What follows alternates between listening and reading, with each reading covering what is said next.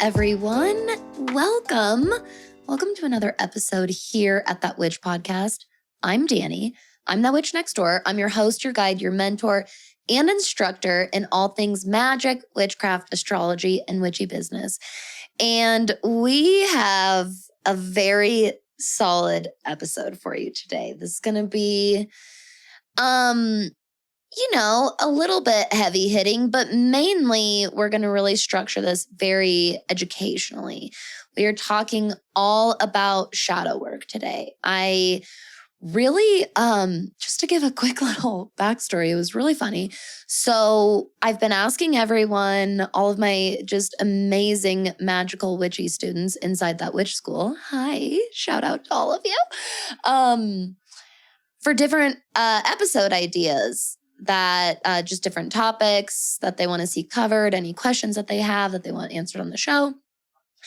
And one theme that is coming up over and over again for all of us this last week solidly, like maybe last couple of weeks, but at least this last solid week, what seems to be the theme for all of us chatting about this is this big call to shadow work. Now, this makes a lot of sense for many reasons. And one big reason is, as you know, I'm sure you hopefully listened to Tuesday's episode, we are all coming down off of the Aries new moon today. Here in Denver, the Aries new moon was at 12:24 a.m. this morning. So, the middle of the night. And so all week as we were dwindling down, as we were in the waning moon phase from Aquarius to Pisces into Aries, many of us have been feeling an extra call and pull to shadow work because just like Ashley and I talked about on the Aries new moon episode, this Aries new moon was conjunct Chiron. In fact, the sun, well, we'll start with the moon.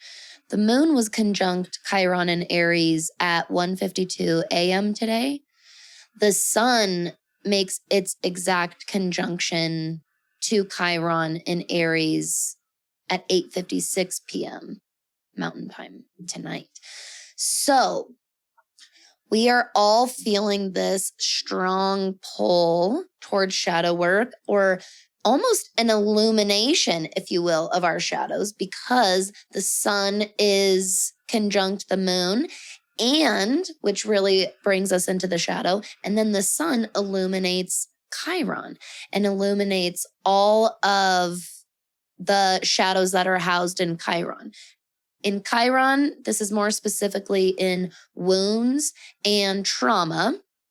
And this month, the students in That Witch School, actually their bonus podcast episode is going to be all about Chiron. So if that's something you're interested in, get excited about that. And if you're not in That Witch School, run over and enroll right now. Because a lot of people, after Ashley and I started kind of digging into the surface of Chiron, were really, really excited to learn more. So that's going to be the bonus episode. Today, we're going to focus more on shadow work in general. And your shadow self can include your traumas and wounds, but it is not exclusive to your trauma and wounds. And that's something that I did really want to clear up today. So let's get started here. Shadow work is a practice in both psychology and in witchcraft. My expertise, as I'm sure you know, lies in witchcraft. So I'm going to give you a really, really brief rundown of the psychological background of shadow work, but that is not my area of expertise, and we'll definitely be having some special guests on this. But for now, what you need to know is that shadow work is most commonly associated with Carl Jung. So if you've ever heard of Jungian psychology or Carl Jung, that is a psychotherapist who also used a lot of occult practices and more specifically archetypal work in tarot and astrology. So there is this really cool overlap in industries or communities, if you will, that Carl Jung creates. He creates this kind of bridge between these couple of worlds. One that is very, very rooted in science, right? And really biology and psychology, more specifically. And then the other, clearly, in the ether, it's rooted in the esoteric and these divine mysteries, which is what witchcraft and energy work is. And Carl Jung's work really, really bridged these two worlds. And so this is why you have, if you don't know much about it, this is why you very likely have heard of Carl Jung. So according to Jung, our shadow self is the repressed parts of ourselves. And that can include our trauma, our wounds, undesirable traits, undesirable behaviors, and even, undesirable choices, like past choices and decisions that have been made. One thing I really want to note that Jung points out is that, so not only did Carl Jung teach about the shadow self, but the whole idea behind shadow work is this integration with self, shadow and ego, unconscious with the conscious mind. And when those parts of ourselves are not integrated with one another, this results in projections. That person, their shadow self, houses their most deep and primitive animal instincts, according to Jung. And so the way that your shadow self reacts, the more repressed that it is, the way that your shadow self reacts to that repression is through projections.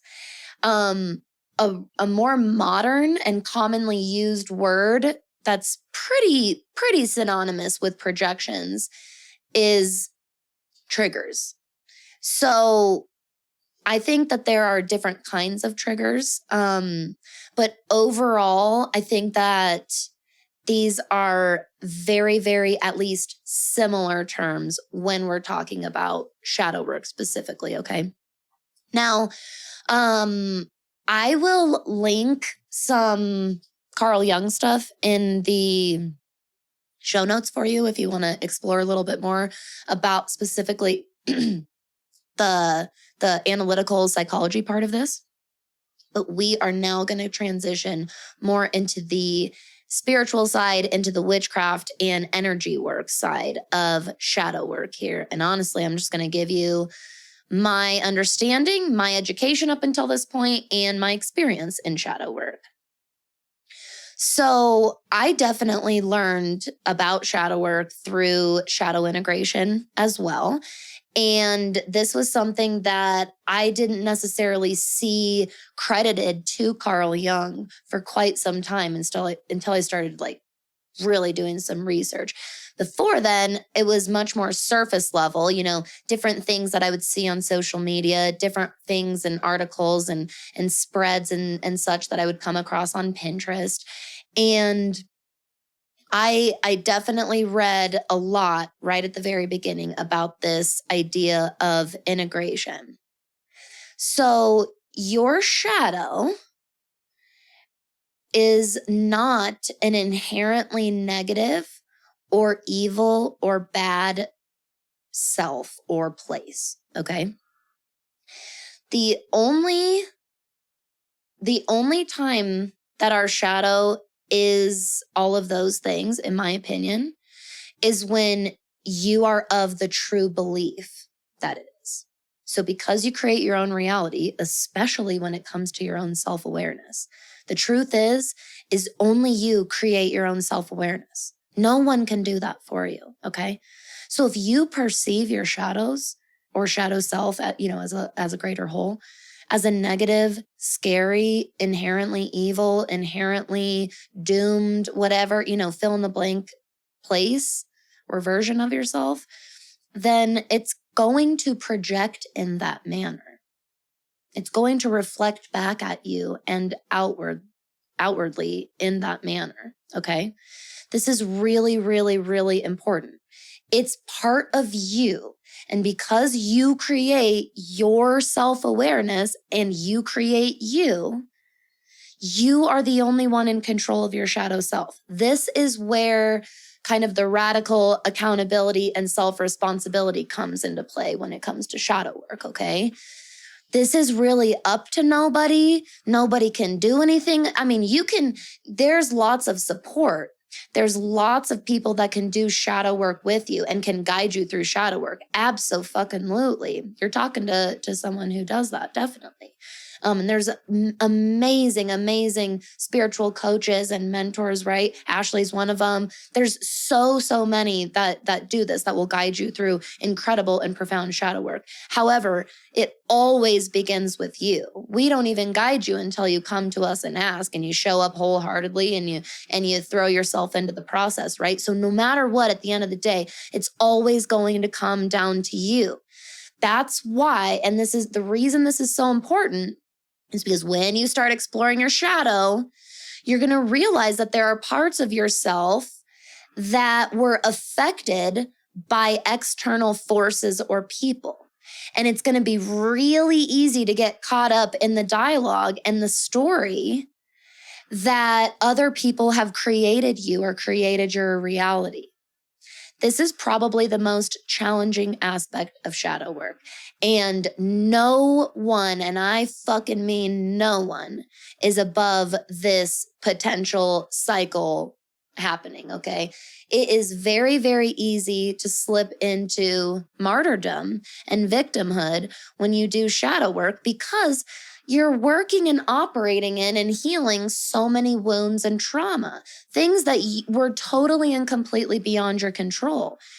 That's absolutely true, that you didn't deserve those things. You didn't choose those things. And you are the only one who can make the choice to heal these things and to integrate that part of yourself. That's just the reality of it. That's just the facts, okay?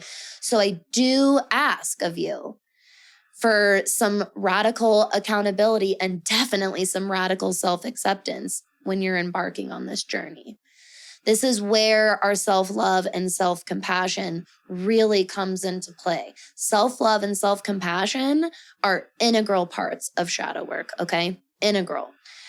Key things that you need to practice with shadow work, I want to remind you, are the self-work and self-compassion, like I said, and then grounding and gratitude and protection work. I really believe that implementing all of those different kinds of energies and intentions and kind of orbs around you while you're doing shadow work, prior to doing shadow work, and after you do shadow work, I think is really beneficial and almost necessary, because it's so easy to slip into that victimhood and martyrdom, like I said.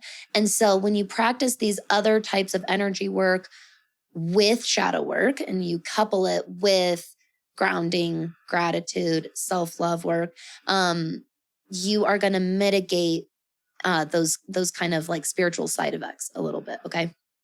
So first and foremost, when it comes to, I wanted to answer the question, how do I know I need to do shadow work?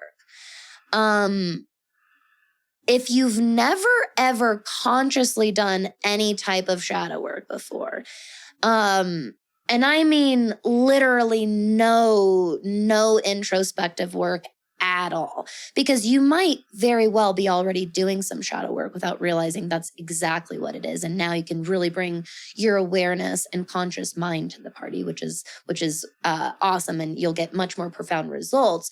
But you've will likely be the same way that I was when I started learning about and practicing shadow work. I was like, oh, I've been doing lots of these different things for a while now. So really, if you do any kind of introspective work in a journal of whatever kind, you're doing some shadow work, okay, to an extent at the very, very least. So you might have already started a little bit up until now. If you haven't at all, literally, ever done any kind of introspective work up until this point, you might find that you need a lot more now than you will eventually need to do. And that was really similar to how the process was for me. So I had done some journaling and some poetry and things of kind of writing nature up until that point. It was in a lot of ways introspective, but I wasn't super conscious of it because it was a really, this was during a very unconscious part of my life when I was living very, very mindlessly and unconsciously. So I found that, I really needed that's how I felt. I really needed shadow work I felt like I needed it more than other people and more frequently for a while. I'll tell you that much. I don't know if that's true, but that was my experience. That's how I felt.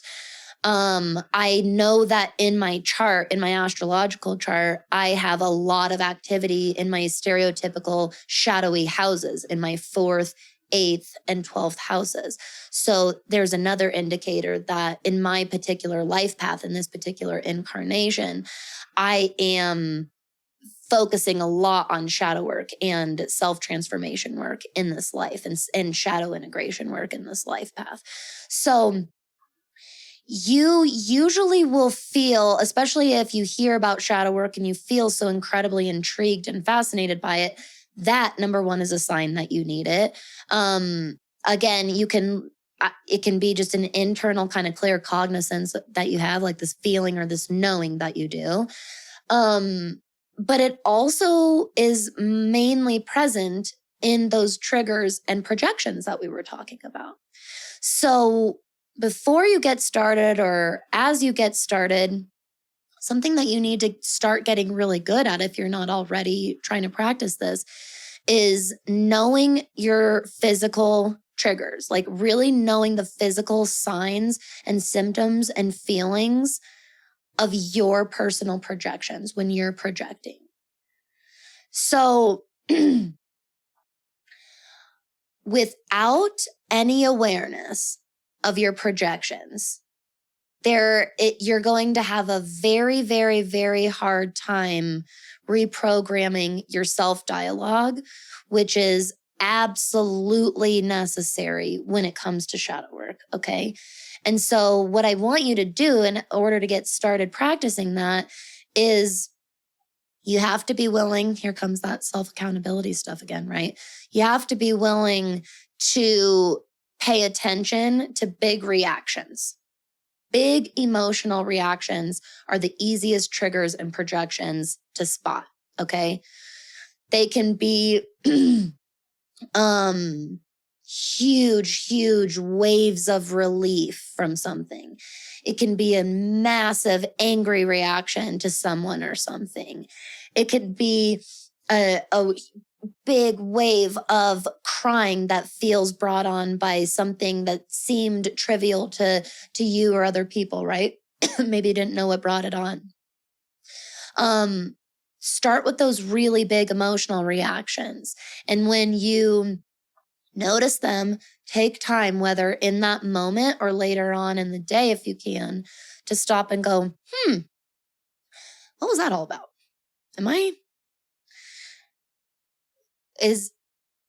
Was my experience completely rooted in reality? Because when we have a big emotional reaction to something, we immediately go into storytelling mode. Our brain does, and starts telling us a story about what's happening. That's our brain making sense of our world, okay? And when we have a big emotional reaction, our thoughts, right, the left side of our brain is like, hi, I'm going to come in and explain this and make logic out of it. But sometimes, as you know, we're actually not being that logical. We're actually not being that rooted in reality. But our brain has a very tricksy little way of making us feel like it is, doesn't it? So that's where this takes practice. You do have to make a point to step outside of your thought pattern and go, hold on a second. How rooted in reality are these thoughts?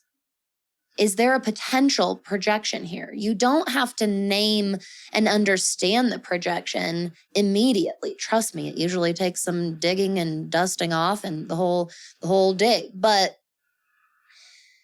you do have to be able to like at least become aware of it and step outside of it in order to then begin the exploration process.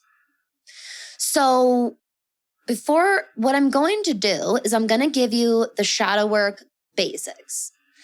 And then I'm going to give you a list of ideas for different methodology, okay, different methods that you can use for shadow work, because shadow work itself is overall more of an umbrella and an intention.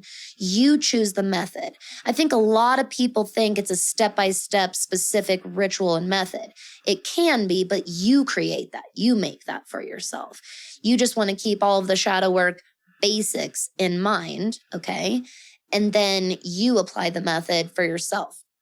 So before I give you the shadow work basics, I did want to make mention of inner child work really quick, because this is definitely a form of shadow work and it's definitely very popular. It's almost becoming kind of a buzz term now, isn't it?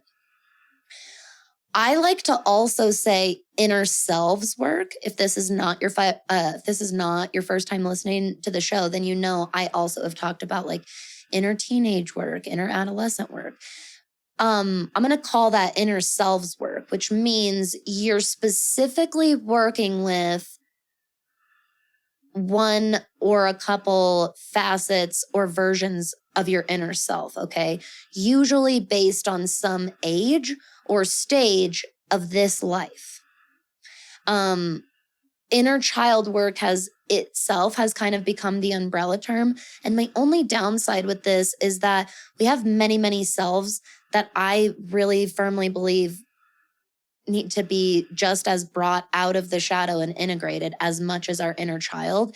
And the word inner child it really connotates like the visual of a child. And I want you to be able to really expand your mind beyond that.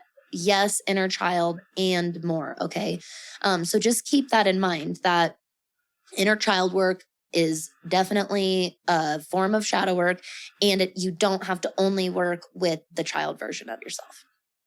So overall, though, whether it's inner child work, inner selves work, shadow integration, these are the overall basic concepts.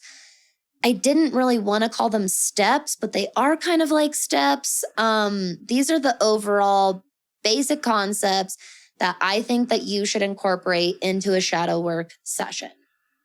Number one is create safe space for the shadow.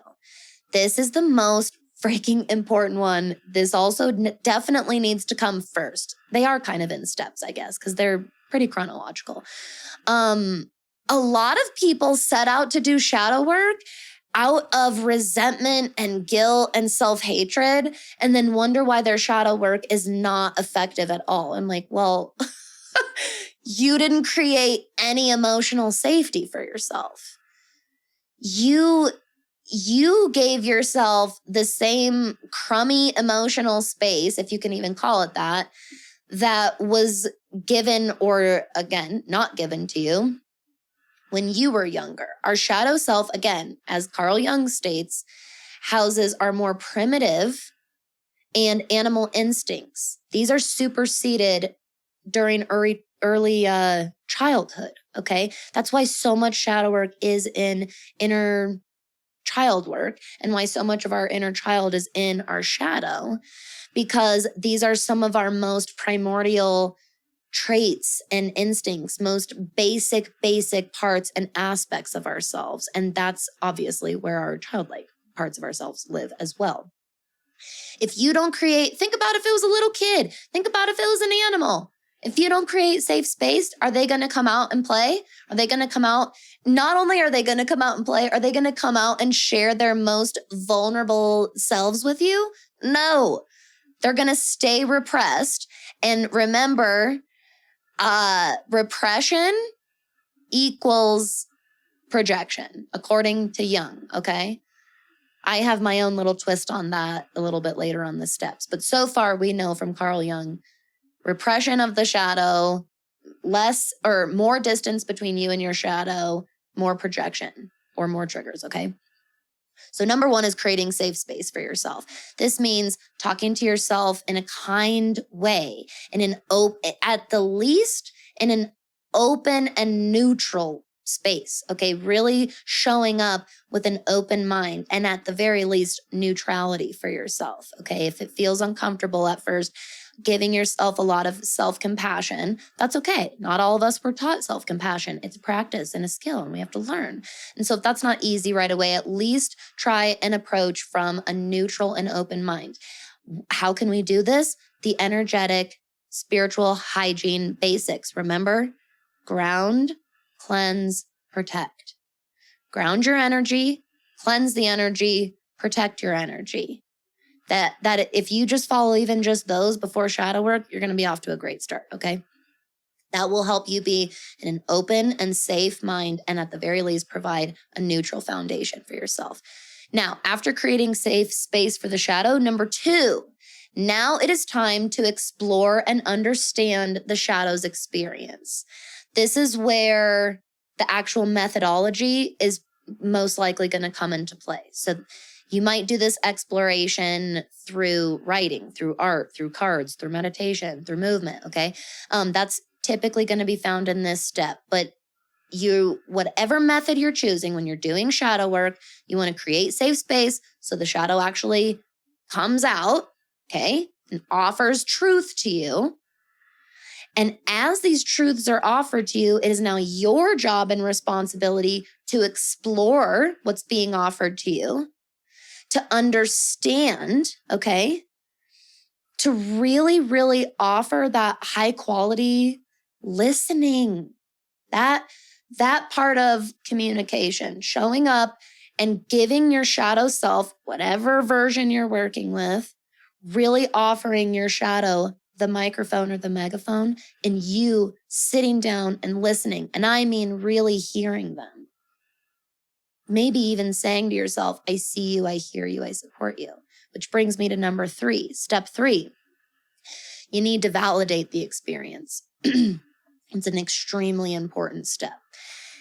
The reason that the shadow that became this disconnected shadow from you, and why we're lacking integration here, is because of the invalidation that has already taken place. That's what repression is.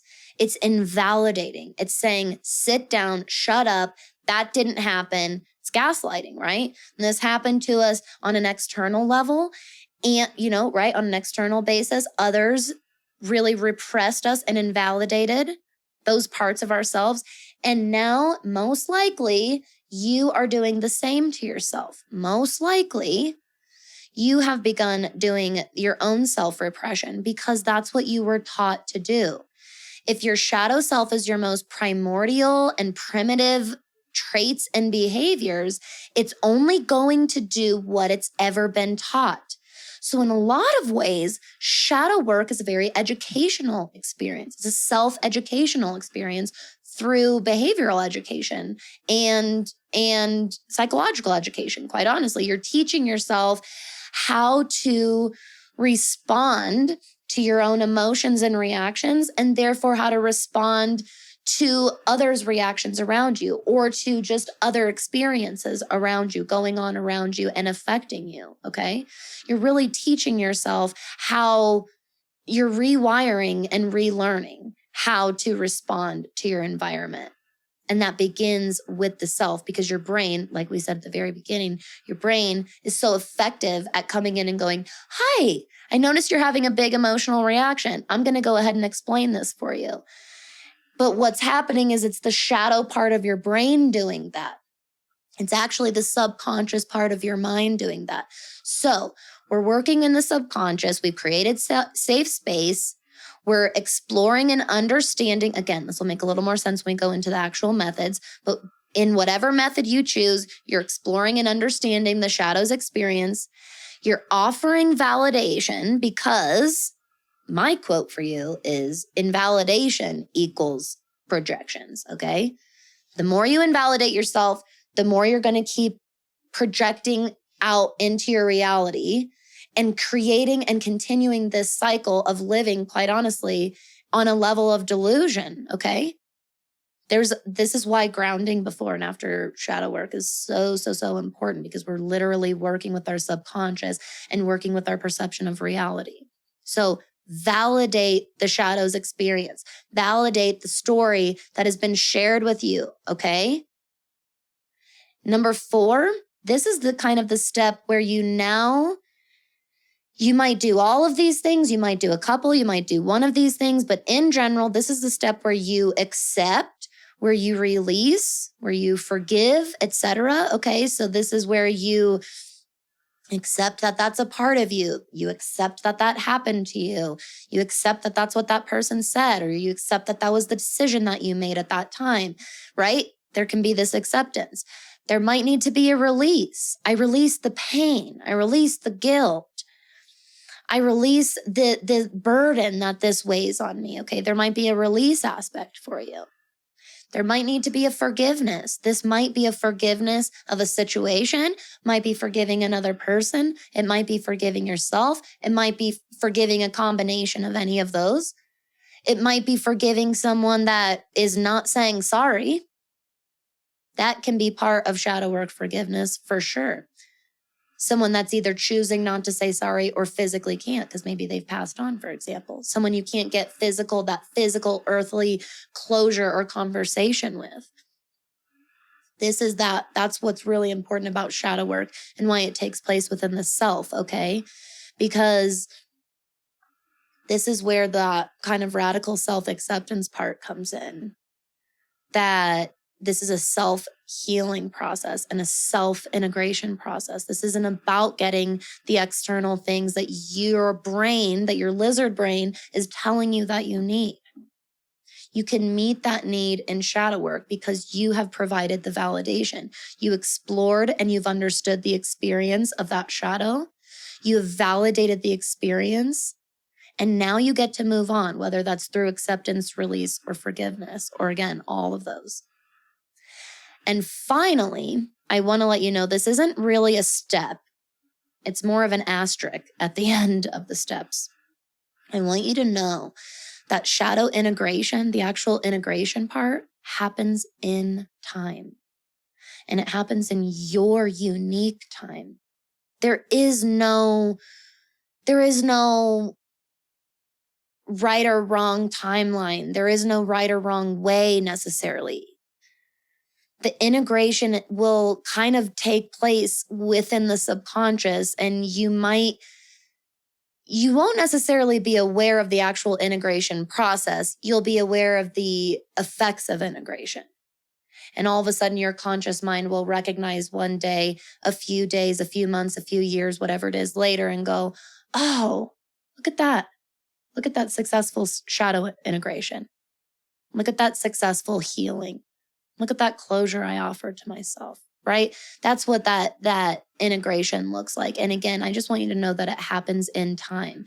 None of this is a quick fix or an immediate satisfaction or an immediate results type of work at all. Subconscious work, when we're working in the subconscious mind, don't ever put timeline expectations on yourself, okay? Because then you're just going to stress out the subconscious mind and give it even more crap to work with and worry about and start acting on unconsciously, right? We want as much intention as possible. We're merging the conscious with the subconscious. So let's bring as much mindfulness into that unconscious place as much as possible. All right. Now, as for methodology, so I'm going to run through these pretty dang quick because we go over a lot of these all the time. And most people have a good idea of what this practice could look like for them. I mean, I didn't want to give like a step-by-step instruction on how to journal, how to paint a picture, how to read tarot, right? In general, I want you to take those shadow work basics and apply them into your preferred method in whatever style that method looks like for you.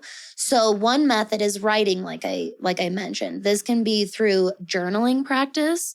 This can be through letter writing. This can be through trance or automatic writing. And don't forget, this can also be done really effectively through creative writing, through poetry, or even short stories. I've done a lot of shadow work by writing short stories about a character that's inspired by one of my shadows, okay? So journaling might look like looking up some shadow work prompts. It might look like creating your own shadow work prompts and creating your own questions you have for your shadow, okay? In general, you would set some kind of intention based on a specific shadow you want to work with. If you just know that you're projecting in general and you're not sure what it's about and you're looking for some direction, you might want to try something like the automatic writing or the poetry, try something like the art, or try something like the tarot, where you can use the actual method to also uncover, who is this shadow calling to me? Who is this projection coming from within me, you know? And when you kind of go into a trance, or you go into that meditative space when you're doing artwork or straight meditation, for example, that shadow can also make itself known to you. And then from there, you can kind of start asking some more specific questions. And that's when you start exploring, understanding the shadow's experience. Then you can validate right?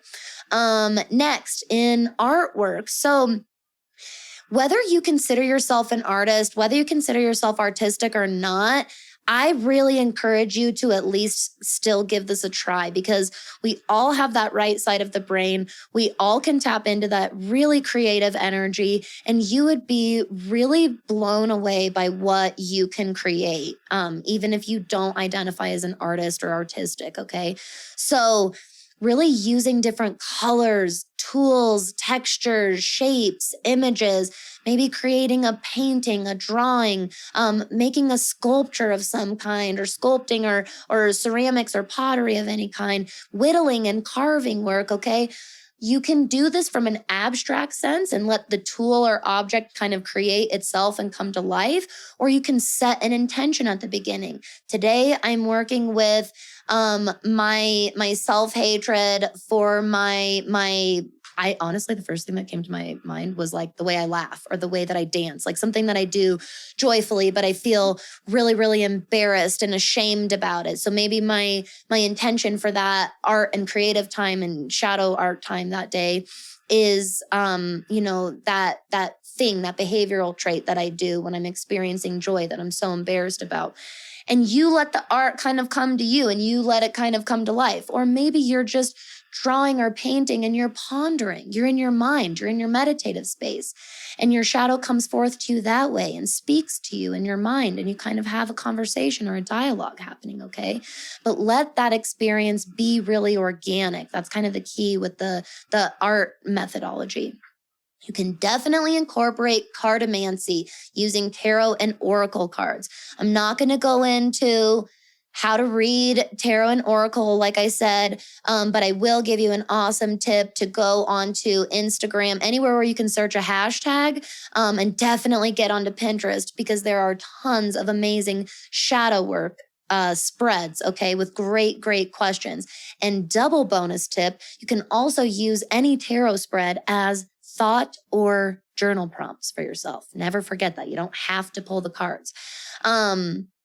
But really big key when you're using cards for shadow work is make sure you're doing some kind of introspective work with it. So you're not just pulling the card and looking at it. You're really thinking about it and working with, right? That's how the shadow is telling you its story. So whether you need a journal, whether you need to kind of talk out loud and give yourself a self-reading that way, whatever you need to, just make sure you do some kind of like introspective work. You don't just like look at the picture and the meaning of the card and walk away necessarily. At some point you revisit and you explore so that the shadow can tell you its story. Definitely meditation, okay? There's a few different ways you can do shadow work and meditation. You can honestly let your intuition totally guide that meditation for that day. I have done all of these things, but there are guided meditations on YouTube for totally free that you can do. Some of them are past life regressions. Some of them are shadow work, guided shadow work. Some of them are for identifying and releasing blockages. There's tons of great guided meditations out there. Again, totally free even. You can also just do what I call exploratory meditation, which means, no sound, no guided, just kind of the silence, sitting up in the middle of the room, in the middle of your bed, or on the carpet, right? And comfortable place to sit, and letting your mind and your intuition, your shadow self really all come forth organically and share the story and do the exploration and offer the validation, do the whole process that way. Or the final kind of version you can do is very purposeful meditation, where you go into this with an intention and you're seeking a certain version of yourself, a certain age of yourself, exploring a certain memory maybe, and you're doing all of those shadow work basics where you're exploring and validating, accepting, releasing, whatever it is for you. And then finally, one of my last ideas for you, I mentioned briefly earlier, is movement in general. This can be dancing. This can be just going for a walk or a run. This can be any kind of exercise or fitness that feels good to you and your unique body. But movement puts us in a wonderful, wonderful headspace, and that movement might be linked to the shadow part that you are specifically addressing that day, okay? So I hope that this at least provided some very good foundation on how to get started. I hope that it gave you some inspiration on some different activities. I would love to hear and answer your questions. Again, if you're excited about this awesome, even more in-depth into shadow stuff, our bonus Chiron episode that we're going to be doing for That Witch School, and you're not already enrolled, make sure you go to thatwitchnextdoor.com/enroll and sign up with us, because we're having the best time. And I am so excited to keep going in depth in one of my favorite practices. So thank you so much for joining me today for shadow work. I so love and appreciate all of you. I hope you have an amazing weekend. Stay safe, have fun, and stay magical. Bye, everybody. Hey, you magical human. Thank you so much for listening to this episode of That Witch podcast. If you want to support the show, the best way to do that is to share with a friend or give a shout out on your social media. You can also leave a 5-star rating and review on both Apple and Spotify. And if you can't get enough of all of our witchy magical content here in the neighborhood, you definitely want to make sure you're subscribed to my email newsletter, That Witch Gazette. It's a really fun, really convenient one-stop shop to stay up to date on all of the news and happenings here in our neighborhood. If you have any questions, suggestions, ideas for the show, or if you'd like to sponsor an episode, you can send me a message at thatwitchnextdoor.com/conjurethatwitch. Thank you so much. I'll see y'all next time.